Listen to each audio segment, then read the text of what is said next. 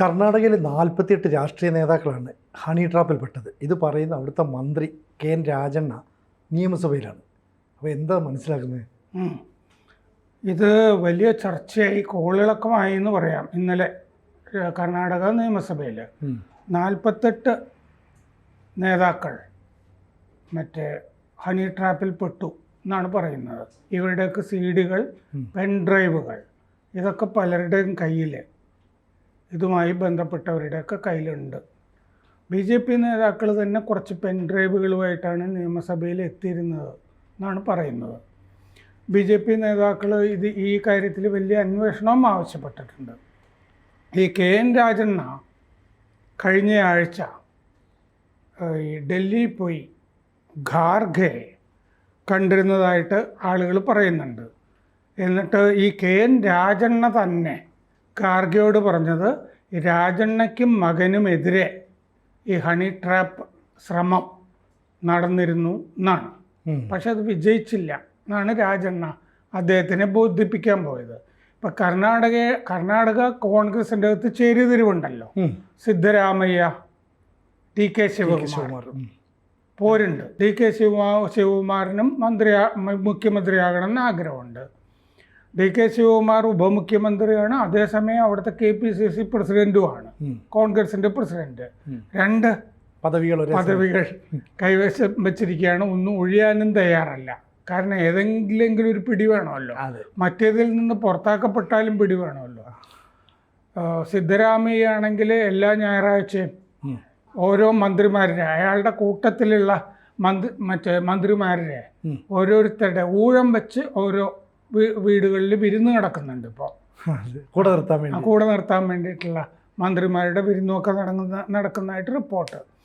അപ്പോൾ KN രാജണ്ണ സഹകരണ മന്ത്രിയാണ്. അവിടെ സഹകരണ മന്ത്രി ഇത് പറഞ്ഞത് എന്താണെന്ന് വെച്ച് കഴിഞ്ഞാൽ, ഞങ്ങളുടെ കൂടെ മാത്രമല്ല നിങ്ങളുടെ കൂടെയുള്ളവരും ഉണ്ട് എന്ന് കൈ ചൂണ്ടി അങ്ങോട്ടും പറഞ്ഞു. 2 കൂട്ടത്തിൽ നിന്നുള്ളവരും ഈ 48 പേരിലുണ്ട്. 48 എന്ന് പറയുന്നത് കൃത്യമായിട്ടുള്ളൊരു കണക്കാണല്ലോ. അപ്പോൾ കേന്ദ്ര നേതാക്കളുണ്ട് ഇതിൻ്റെ അകത്ത്. BJPയും കോൺഗ്രസും ഇതിൽ ഉന്നതതല അന്വേഷണം നടത്തണം എന്ന് ആവശ്യപ്പെട്ടിട്ടുണ്ട്. എല്ലാ പാർട്ടിയിലും പെട്ടവരുണ്ടെന്ന് ഇയാൾ പറഞ്ഞതുകൊണ്ട് CD-കൾ, പെൻഡ്രൈവുകളും ഒക്കെ ഇരകളുടേത് പലരുടെയും കയ്യിലുണ്ട് എന്നുള്ളത് രാജണ്ണ നിയമസഭയിൽ പറഞ്ഞു. 1 2 മാത്രമൊന്നുമല്ല, മറ്റേ രാജണ്ണയുടെ പാർട്ടിയിൽ പെട്ടവരുടേത് മാത്രമല്ല എന്ന് അയാൾ പറഞ്ഞു. ഈ അവസ്ഥ ഗുരുതരമാണ്. രാജണ്ണ ഈ തുമകുരു, നേരത്തെ തുങ്കുരു എന്ന് പറയുമായിരുന്നല്ലോ, തുമകുരു ഭാഗത്ത് നിന്നുള്ള ആളാണ് രാജണ്ണ. അപ്പോൾ രാജണ്ണ പറയാണ് തുമകുരുവിൽ നിന്നുള്ള 2 ശക്തരായ മന്ത്രിമാർ ഹണി ട്രാപ്പിൽ പെട്ടിട്ടുണ്ട് എന്ന് അങ്ങേര് പറഞ്ഞു. അങ്ങേര് ആരൊക്കെയാണ് ഉദ്ദേശിച്ചതെന്ന് നമുക്ക് ഉറപ്പില്ല. ഒരു മന്ത്രി അങ്ങേര് തന്നെയാണ് രാജണ്ണ, തുമകുരുവിൽ നിന്ന്. പിന്നെ ഞാൻ നോക്കുമ്പോൾ തുമകുരുവിൽ നിന്ന് ജയിച്ചതും മന്ത്രിയായവരും ഒക്കെ ആരാണെന്ന് നോക്കുമ്പോൾ തുമകുരു ഭാഗത്ത് നിന്നുള്ള പ്രധാനപ്പെട്ട രാഷ്ട്രീയ നേതാക്കൾ, ഒന്ന് G പരമേശ്വര, ആഭ്യന്തരമന്ത്രി, ഉപമുഖ്യമന്ത്രി നേരത്തെ ആയിരുന്ന G പരമേശ്വര, മുൻ ഉപമുഖ്യമന്ത്രി. പിന്നെ TP ജയചന്ദ്ര, മുൻ നിയമമന്ത്രി. പരമേശ്വരയും കോൺഗ്രസ്സാണ്, ജയചന്ദ്രയും കോൺഗ്രസ്സാണ്. പിന്നെ GS ബസവരാജ്, അവിടെ നിന്നുള്ള ഒരു വലിയ BJP നേതാവാണ്, MLA ഒക്കെ ആയിരുന്നു. S മല്ലികാർജുനയ്യ, അദ്ദേഹം BJPയിലുള്ള നേതാവാണ്. K ലക്കപ്പ, കോൺഗ്രസ്. ഇതിലിപ്പോൾ കോൺഗ്രസ്സിലെ ചേരിതിരിവ് കാരണം ഈ KN രാജണ്ണ അസംബ്ലിയിൽ ഈ പറഞ്ഞിരിക്കുന്നത് പ്രധാനമായും ചില കോൺഗ്രസ് മന്ത്രിമാരെ ഉന്നം വച്ചിട്ടാണെന്നാണ് ഇപ്പോൾ പൊതുധാരണ. അങ്ങേരെ ആരെയൊക്കെ ഉദ്ദേശിക്കുന്നുണ്ട്. അങ്ങേരുടെ എതിർ ചേരിയിൽപ്പെട്ട ആരോ ഹണി ട്രാപ്പിൽ പെട്ടിട്ടുണ്ട് എന്ന് ഉദ്ദേശിക്കുന്നു. അല്ലെങ്കിൽ ഒരു കോൺഗ്രസ് നേതാവ് കയറി ഈ നമ്മുടെ പാർട്ടിയിൽപ്പെട്ടവരും ഇതിൻ്റെ അകത്തുണ്ട്, പെൻഡ്രൈവ് ഉണ്ട്, CD ഉണ്ട് എന്ന് പറയേണ്ട കാര്യമില്ലല്ലോ. എങ്കിൽ അത് താമസിയാതെ കർണാടകയിൽ മുമ്പൊരു പെൻഡ്രൈവ് ഒരുപാട് കുഴപ്പമുണ്ടാക്കിയതാണല്ലോ കുമാരസ്വാമിയുടെ കുടുംബത്തിൽ. അങ്ങനെ എന്തോ ഒരെണ്ണം വരാൻ പോകുന്നു എന്നുള്ളതാണ് ഈ ധ്വനിപ്പിക്കുന്നത്. ഒരുപാട് നിങ്ങൾ കളിക്കണ്ട എന്ന് എതിർചേരിയോട് പറയുന്നത് പോലെ.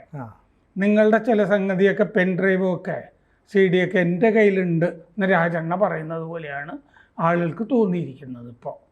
എന്ന് പറഞ്ഞാൽ ആരോ പതുങ്ങിയിരിക്കണം എന്ന് ഉദ്ദേശിക്കുന്നു എന്ന്. ഒരുപാട് ഈ കാര്യത്തിൽ അസംബ്ലിയിൽ സംസാരിക്കാതിരുന്ന ഒരാൾ ശിവകുമാറാണ്. ശിവകുമാറും പരമേശ്വരിയും. പരമേശ്വര തുമുകുരുവാണല്ലോ. തുമുകുരുവിൽ നിന്നുള്ള 2 മന്ത്രിമാരുണ്ട് എന്ന് പറയുകയും ചെയ്തല്ലോ. ഒരു പ്രധാനപ്പെട്ട ആൾ പരമേശ്വരിയാണ്. പരമേശ്വരിയും അധികം സംസാരിച്ചില്ല ഇക്കാര്യത്തിൽ. എനിക്ക് ഇത്തരം കാര്യങ്ങൾ അറിയില്ല, ഞാൻ കണ്ടിട്ടില്ല എന്ന് മാത്രമാണ് പരമേശ്വരൻ നിയമസഭയിൽ പറഞ്ഞത്, പ്രതികരിച്ചത്. ഇന്ന് ഞാൻ തുമകുരുവിൽ നിന്നുള്ള മന്ത്രിയാണ് രാജണ്ണ പറയുക. മറ്റേയാൾ ഡോക്ടർ പരമേശ്വര, രണ്ടാമത്തെ മന്ത്രി. പല കഥകളും കേൾക്കുന്നുണ്ട്, അതൊക്കെ ഇവിടെ പറഞ്ഞാൽ ശരിയാവില്ല. രാജണ്ണ പറഞ്ഞ വാചക എങ്കിൽ ഇങ്ങനെ പരമേശ്വരിയെ ഉദ്ദേശിക്കുന്നുണ്ട് എന്നർത്ഥം വരുമല്ലോ.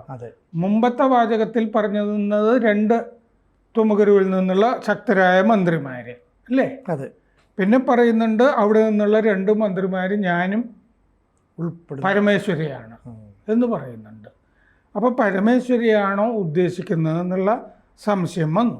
ഈ PWD പൊതുമരാമത്ത് മന്ത്രി സതീഷ് ജാർക്കിഹോളി പറഞ്ഞിട്ടുണ്ട്, ഒരു മന്ത്രിയെ 2 തവണ ഹണി ട്രാപ്പിൽ പെടുത്താനായിട്ട് ചിലർ ശ്രമിച്ചിരുന്നു, അത് വിജയിച്ചില്ല, അതൊരു രാഷ്ട്രീയ നിക്ഷേപമാണെന്ന് ജർക്കിഹോളി. ഈ ജർക്കിഹോളി സിദ്ധരാമയ്യയുടെ ഗ്രൂപ്പിൽപ്പെട്ട ആളാണ്. മറ്റേ വിരുന്ന് ജർക്കിഹോളിയുടെ വീട്ടിലൊക്കെ നടക്കാറുണ്ട്. പ്രധാനമായിട്ടും ഈ പിന്നാക്കക്കാരുടെ ഒരു ഗ്രൂപ്പാണ് ഉണ്ടാക്കി വെച്ചിരിക്കുന്നത് സിദ്ധരാമയ്യ. പരമേശ്വരിയും അതിലൊക്കെ പെടുന്ന ആളാണ്. അപ്പോൾ ജർക്കിഹോളി ഒരു മന്ത്രിയിൽ 2 തവണ ഹണി ട്രാപ്പിന് ശ്രമം ഉണ്ടായി, വിജയിച്ചില്ല എന്ന് അസംബ്ലിയിൽ പറഞ്ഞു. അത് ഈ രാജണ്ണയെ പറ്റിയാണോ എന്നും സംശയമുണ്ട്.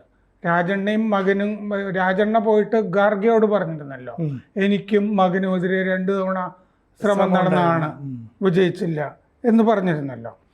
എന്നിട്ട് ജാർക്കിഹോളി പറഞ്ഞു ആ മന്ത്രിയോട് പരാതിപ്പെടാനായിട്ട് ഞങ്ങൾ നിർദ്ദേശിച്ചിരുന്നതാണ് പോലീസിൽ, അത് ചെയ്തില്ല. അദ്ദേഹം മുഖ്യമന്ത്രിയുമായിട്ടും ആഭ്യന്തരമന്ത്രിയുമായിട്ടും ചർച്ച ചെയ്യണം എന്നും പറഞ്ഞു. എന്ന് പറഞ്ഞാൽ ആ മന്ത്രി എന്ന് പറഞ്ഞാൽ രാജണ്ണ പോയി പരാതിപ്പെട്ടിട്ടില്ലല്ലോ പോലീസിൽ, ചെയ്യേണ്ടതല്ലേ, പിന്നെ അസംബ്ലിയിൽ ഇത് പറഞ്ഞിട്ട് എന്ത് കാര്യം എന്നാണ് ജർക്കിഹോളി ചോദിക്കുന്നത്. എല്ലാ പാർട്ടിയിലും പെട്ടവരും ഇതിൻ്റെ അകത്ത് ഇരകളായിട്ടുണ്ടെന്നും ജർക്കിഹോളി പറഞ്ഞു. DK ശിവകുമാർ പറഞ്ഞു, ഇങ്ങനെ വെറുതെ പറയുന്നതൊക്കെ എന്തിനാണ്, ആരെങ്കിലും അറസ്റ്റിലായിട്ടുണ്ടോ? ആഭ്യന്തരമന്ത്രി ഇത്തരം കാര്യങ്ങളിൽ നിന്നൊക്കെ ആളുകൾക്ക് സംരക്ഷണം കൊടുക്കുമല്ലോ. ഇങ്ങനെ 2 വാചകമേ ശിവകുമാർ പറഞ്ഞുള്ളൂ. പരമേശ്വരൻ പറഞ്ഞു എനിക്കിത്തരം കാര്യങ്ങളെപ്പറ്റിയൊന്നും അറിഞ്ഞുകൂടാ എന്ന് പറഞ്ഞു. അശോക പ്രതിപക്ഷ നേതാവ് BJPയുടെ, അദ്ദേഹം ആവശ്യപ്പെട്ടു സിറ്റിംഗ് ജഡ്ജിയെ കൊണ്ട് ഇത് അന്വേഷിപ്പിക്കണം. അപ്പോൾ BJPയുടെ ഒരു ന്യായമായ ആവശ്യമാണ്, സിറ്റിംഗ് ജഡ്ജി അന്വേഷിക്കട്ടെ. അപ്പോൾ BJPയും അതിൻ്റെ അകത്ത് കൃത്യമായ നിലപാടാണ് എടുത്തിരിക്കുന്നത്. പിന്നെ BJPയുടെ തന്നെ വലിയ നേതാവ് CT രവി, മറ്റേ ലെജിസ്ലേറ്റീവ് കൗൺസിൽ അംഗമാണ് അദ്ദേഹം.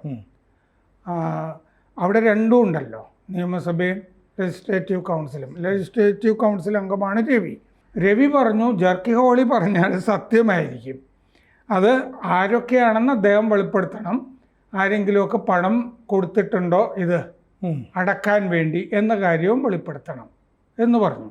അപ്പോൾ BJP MLA സുനിൽ കുമാർ പറഞ്ഞു, ഈ സർക്കാരിൻ്റെ ഉള്ളിൽ തന്നെ പെട്ടവർക്കെതിരെയാണോ ഈ ഹണി ട്രാപ്പ് നടന്നിരിക്കുന്നത്, അത് സർക്കാർ വ്യക്തമാക്കണം എന്ന് പറഞ്ഞാൽ ഈ കൂട്ടത്തിലുള്ള മന്ത്രിമാർക്കെതിരെയാണോ ഹണി ട്രാപ്പ് ആരോപണം, അതാണോ രാജണ്ണ പറയുന്നത്, അത് വ്യക്തമാക്കണം. സിദ്ധരാമയ്യ ഇതുവരെ ഇക്കാര്യത്തിൽ പ്രതികരിച്ചിട്ടില്ല.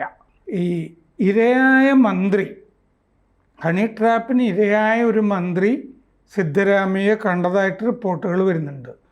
ബുധനാഴ്ച രാവിലെ കണ്ടിരുന്നു സിദ്ധരാമയ്യയെ. അപ്പോൾ സർക്കാരിൻ്റെ ഉള്ളിൽ ഈ വിമർശനമൊന്നും ഇതേപ്പറ്റി ഉണ്ടാകാത്തത് കൊണ്ടാണ് ഇത് പുറത്ത് പറയാത്തത്. പക്ഷേ ഇരയായൊരു മന്ത്രി പോയി സിദ്ധരാമയ്യയെ കണ്ടിട്ടുണ്ട് എന്നും റിപ്പോർട്ടുണ്ട്.